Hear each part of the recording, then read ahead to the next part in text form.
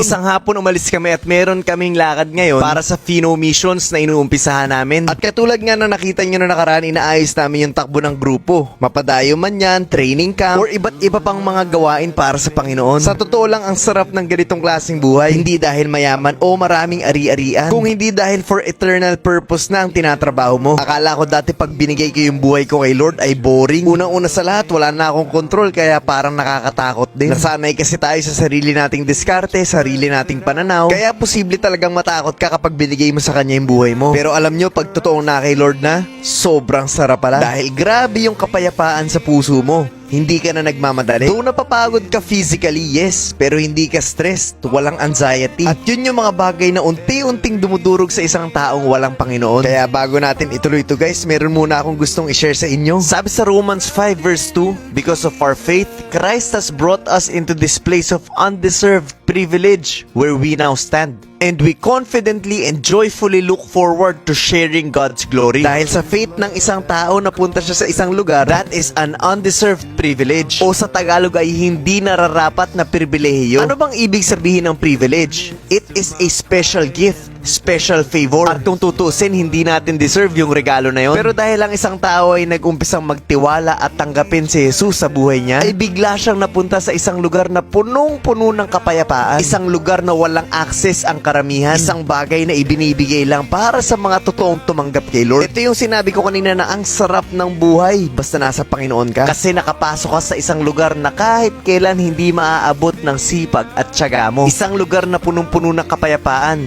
punong-puno ng kabuluhan. Yun yung pabor ng Panginoon para sa mga totoong nagtitiwala sa Kanya. Yun yung pabor na hindi maintindihan ng karamihan kasi nga natatakot silang ibigay yung buhay nila sa Panginoon. Yun yung pabor na gusto kong sabihin sa inyo na sana ay maranasan nyo. At mangyayari lang yun pag totoong tinanggap mo na si Lord sa buhay mo at tumalikod tayo sa makasalanang mundo. Sana po ay malinaw at naiintindihan nyo po ang mensahe ng video na to. Sila